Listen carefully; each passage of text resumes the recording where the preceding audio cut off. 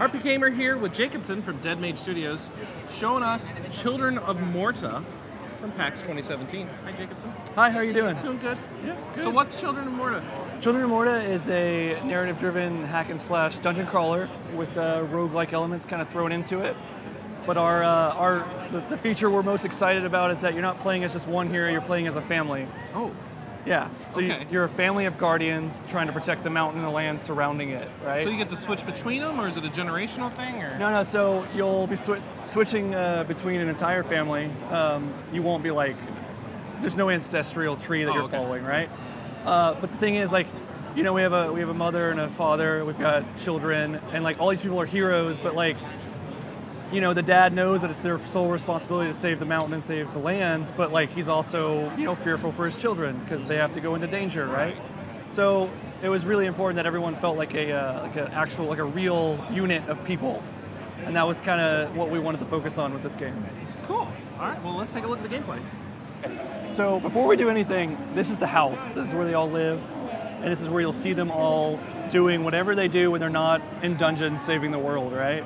So every family member's kind of got their own thing they're going to be doing. Kevin, the youngest up there, the youngest son, he usually is watering his grandfather's plant that was left into his ownership after grandfather disappeared, essentially. You just saw the father, John, sitting in his chair. So yeah, every time you come back, everyone's kind of doing their own thing to like exude their personality. And you are occasionally seeing these word bubbles above their heads. And a lot of those are dynamically linked to what you're doing in dungeons. Okay. To show the evolution of their thought processes as you save or do not save the world, right? Okay. Or sometimes 100 reps today, 101 tomorrow. Sometimes they're just thinking about standard things because they're real people, right? Is the cat playable too? The cat is not playable. Aww. That would be a pretty cool character. Yeah. Okay. All right, so we have local and we have couch and online co-op. Yeah. All right, so we'll just throw in the local co-op. All right, so here's our family members that are currently playable right now. We've got, is it okay if I point at the screen? All right, we got John, the father, heavy sword, heavy shield guy. We have the youngest son, Kevin, who's like a thief. We've got Linda, the archer, the eldest daughter. Lucy, the youngest daughter, is a fire mage, and she's honestly probably my favorite character to both write for and play as. Nice. And then we've got Mark, the eldest son, who's like a hand-to-hand monk combat guy. And he's pretty cool to write for too. I kind of imagine him as like almost an angsty, rebellious teenager. And he's all like, you'll see a lot of his word bubbles are just like, oh, why do I have to do this kind of thing, right? But he's got a good heart and he wants to save the world. So if you can pick your character. Oh, not a pretty good thing to show off right now actually. So each character has their own skill tree they can go through. So every time you die in a dungeon, you're going to bring those skill points back with you, level up, and go back in stronger. So it's roguelike with progression. Exactly. Okay. Right? Yeah. So we'll hit that. And so, yeah. Here we go. All right. Yeah, exactly. Oh, I want to be this fire mage. Okay, all right, I'll be somewhere else then. I'll be Mark. All right. Cool. All right, you ready? Yeah. All right, let's go in. Cool. So, each dungeon is randomly generated. Each time you play it. There's usually 3 levels to them, right? So if you make it through all 3 levels into the boss and beat it, you'll open up the next chapter of the game, right? But you're probably gonna be dying a couple times, and if you die before reaching the into the boss, you'll have to start at the first level of the dungeon next time you come in. I guess we should also talk about buttons. So X is gonna be your main attack, but with range characters, you can use with all characters, you can use the right thumbstick, and that way you can aim and shoot. Oh, nice. Yeah, okay. It's nice on the Twin controller. stick. Exactly, right? We're switching genres. Oh, I can't move while doing it. All right. Not with Lucy, but with the archer, she can move while doing okay. it. So real quickly, one of the ways we want to make sure each playthrough is unique and fun is that there's these things called runes. And what these do is they will augment your abilities for that one dungeon run, right? So that one's called Searing Mirror. I believe that's a Lucy. So if you interact with it with B, so burn enemies who attack it. Okay, so when you throw down your special with the left bumper, you got a decoy, right? Oh. So that usually just that just distracts enemies. But now it's going to hurt them too. Exactly, right? So that's a pretty useful one, but like to be even more extravagant, like the archer character usually obviously only shoots one arrow. So she's great against like one enemy because she can do a lot of damage to that one enemy. But when it comes to a crowd, she's in trouble. One of the runes actually splits your arrow into 3 arrows, and now all of a sudden you're a crowd control character, right? So the entire game style can shift based on the runes that you're picking up. Let's see, slowing, trap. I believe that's another Lucy one, so if you want to pick that one up. So each rune explodes on death, slowing enemies. Okay, so what happened here? Oh, I switched. Yeah, okay. So you can only have 1 rune per ability. So this one will now basically be like a mini detonation bomb, I believe. Let's see what happens. Yeah. Yeah. And as I was saying, that won't leave the dungeon with you, so you don't have to spend a lot of time trying to figure out which rune you want to keep, you know? Like, you've got plenty of ability to experiment because you'll be redoing it again later. All right, and this is a great example. So when you're playing co-op, you're playing as a family and you don't leave a man behind. So if you can manage to get to me, you can resurrect me. But I would probably suggest trying to get rid of all the enemies first. Well, it would be easier without all the spider webs. That much. The spider webs make it a little difficult. I mean, we got fantasy elements. We got to get the spiders in there somewhere. So yeah, you can't have a fantasy game without spiders and webs. Keep using my decoys to my got advantage. You got this. I might have it. Oh, hold on. I have a little tornado and I don't remember how to cast it. It'll be Y. Yeah, there you go. This seems useful. Yeah, no, there you go, man. Oh, you've almost got him. You got this. I got utter faith in get out of the way, get out of the way, get out of the way. Dude, Are we good? showing the developer how to play, man. How do I do? Oh, You might want to get rid of this. these guys too, yeah, because they're going to start spawning things. They're in the the ones bottom. doing that. Yeah. Oh, get out. Get out. No, stop. Oh, no. Stop. No. All right.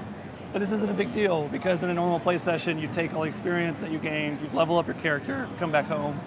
And next time you went in, you'd be stronger for it, right? This is the sanctuary, which is underneath the house. Essentially, it's the portal hub to all the different chapters. Well, why is Dad worried about the kids then if they're just going to respawn? Come on, it's fine. Doesn't mean it doesn't hurt. It's excruciating to go through that. I'd worry about my cats a lot less if I knew they were just going to respawn in a portal under my house that's powered by demonic energy. Wait, never mind. Never mind. Gotcha. Yeah. Cool. So I've got cheat codes. I can like warp us to bosses if you'd like to see Yes. that. Okay. All right. All right.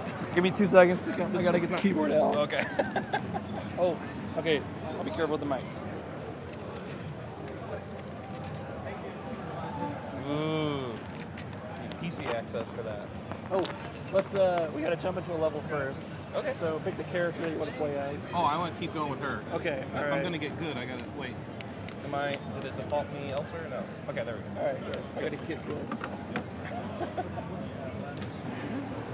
What's great about our cheat codes is that you have to type in cheat before they work. So it's very clear. Yeah, so even if Is this a cheat? even if you find our list of cheat codes, if you don't know that you got to type in cheat, it's useless. Oh, okay.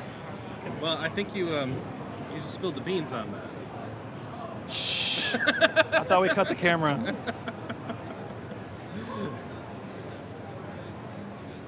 I bet you people would figure that part out too. Probably. Maybe. I assume. Maybe not. I assume once we launch, we'll probably take They those figured out. out Fez. They can probably figure out the cheat. Figured it out. That's awesome. We played The Witness. We can do anything. Okay. All right. Do you want God mode on, or do you just want to go in there? No, We're gonna go God in there. mode. Okay. Are all you right. kidding me? Since you're playing Lucy, Yeah. usually I play her. Okay. Make sure you're using those decoys. Yeah. Because they're super important for this Okay. boss. Now, yeah, we're gonna go up here, and so essentially what's happened is we've gone through 3 stages of the cave, right? Yeah.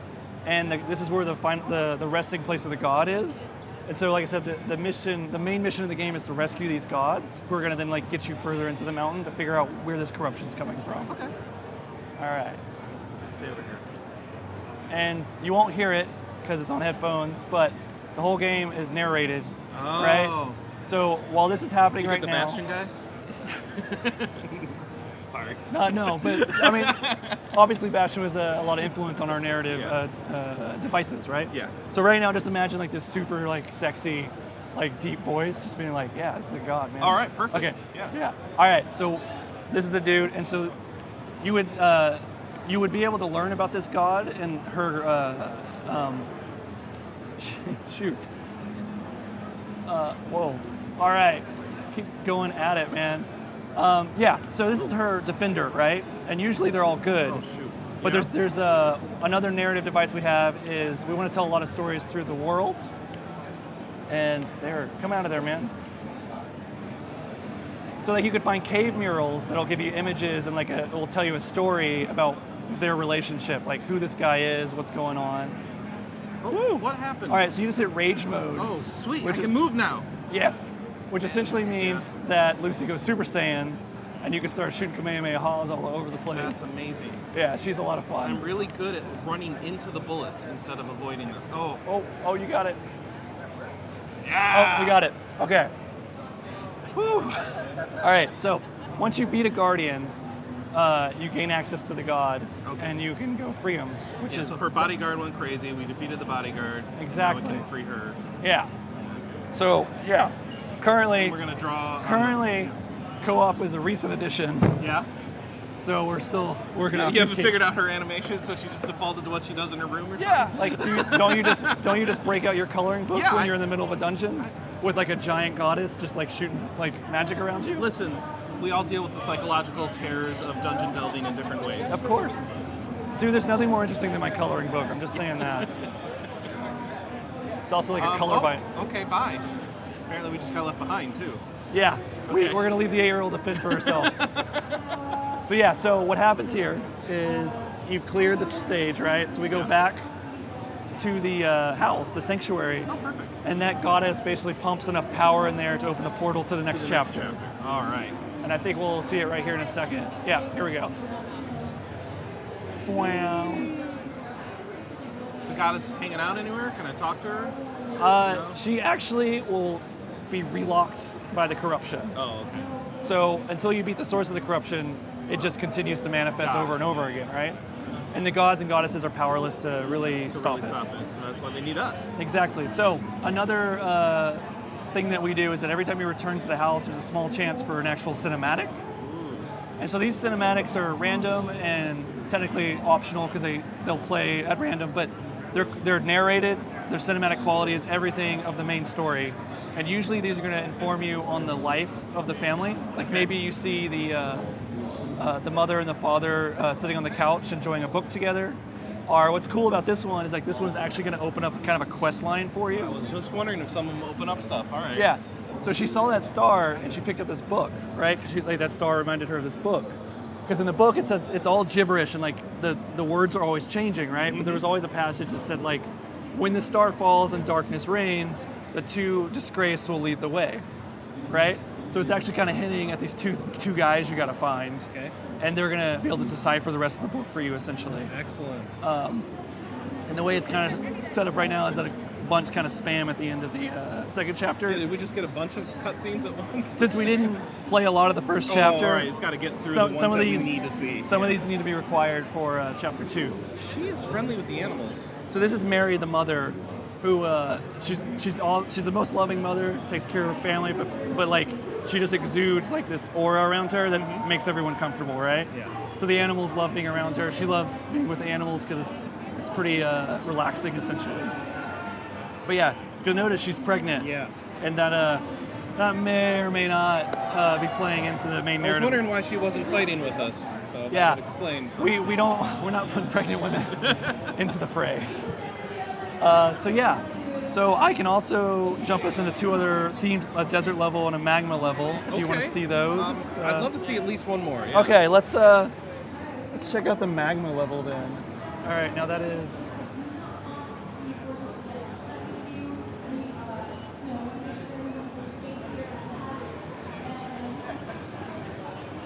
All right. I'll pick someone else finally. Let's see. I'll go Linda again. All right.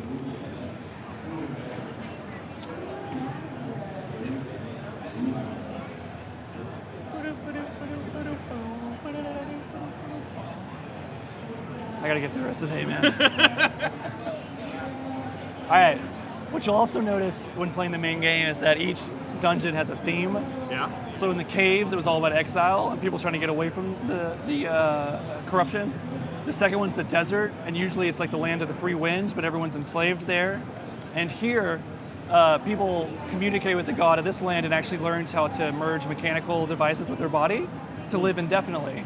But with the corruption, you'll see that everyone's decaying. So the main theme of all the stuff that's going to be here is like helping people get back to like a decent lifestyle, essentially. But yeah, you'll also see different hazards and different traps unique to each area.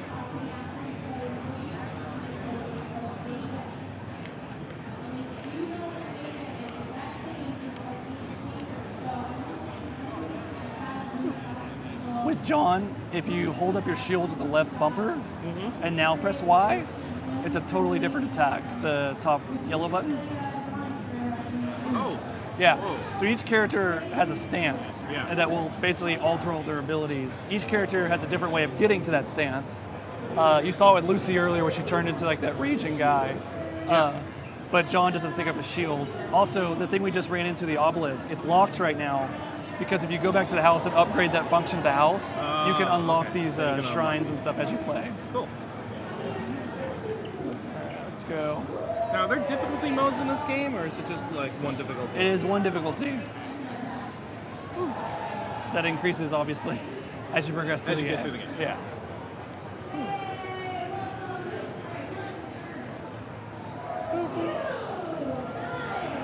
All right, we got this. All right.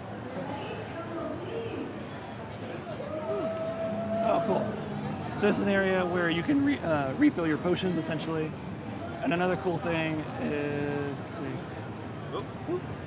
So when we backed on Kickstarter, a bunch of our Kickstarters that went to a certain tier got to write lore for the game.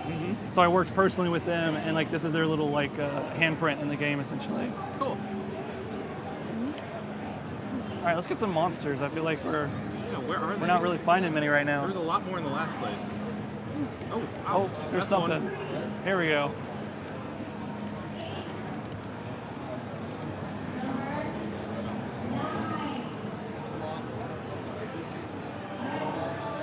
Oh, it stuns them. Yeah. That's useful. And have we talked about runes, right? The things that will augment your abilities in a dungeon? Yeah, okay. yeah, you pick them up. Yeah. Yeah. We haven't found any on this run. No, we haven't. There's a lot of cool ones for John, too. I need more MP. Oh, I'm dying. No. Oh, no, I died. I'm not very good at my own game. Hey, there we go. Yeah. So usually when you use your shields, it doesn't negate all damage. But now using stamina... I've been treating it as though it does. Okay, that's good to know. Yeah. Oh, sword minutes. I believe that's yours. Oh yeah, that's my normal Y, right? Yeah. Oh crap! I'm not playing very well.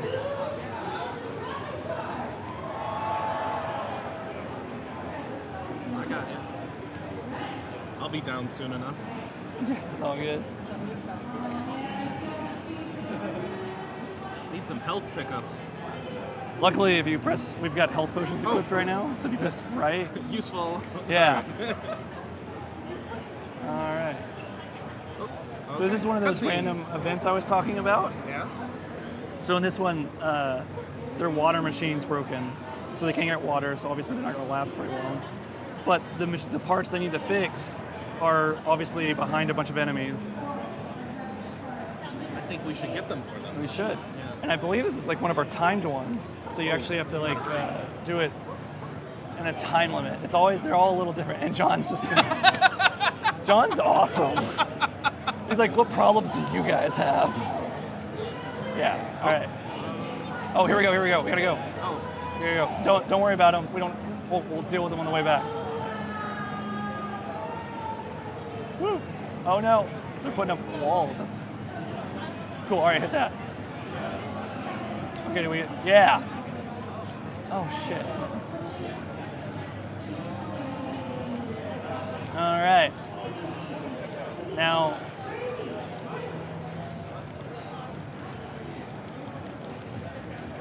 no. But if we went back, you'd be treated with a cinematic of seeing what's going on with them now. Oh, okay. So yeah. Cool. That's looking great, Jacobson. Thank you. No, thank you for stopping by. Children of Morta. When's it coming out? We're looking for an early 2018 launch. Okay. With a on the PC, Xbox One, and PS4. Uh-oh. Yeah. The time? You'll start to see the closer she gets to like our plot twist. Uh-huh. She gets weaker. Okay. So yeah. That's not good. Some of those cinematics when you return are just one-off events, right? Just to give you a glimpse into their life. Some of them, though, are also linked together to kind of tell you a detailed story of that family member throughout the game. Mm-hmm. So that's just one of 4 that kind of detail out that story arc. All right. So, if people want to get into this thing now, do you have any like slacker backer things, or do you just wait for it to come out at this point? At this point, we're trucking away, so you're just gonna have to wait for it to come out. But you can hit us up on Steam. You can wish list it. Okay. And find us on Twitter. We're pretty good about updating things there. Yeah. And yeah. What are you on Twitter? Just Children of Morta. Children of Morta. All right. Yeah. Check it out. Stay tuned for more from RPGamer at PAX 2017. Thanks everybody, and we'll see you next time. Cool.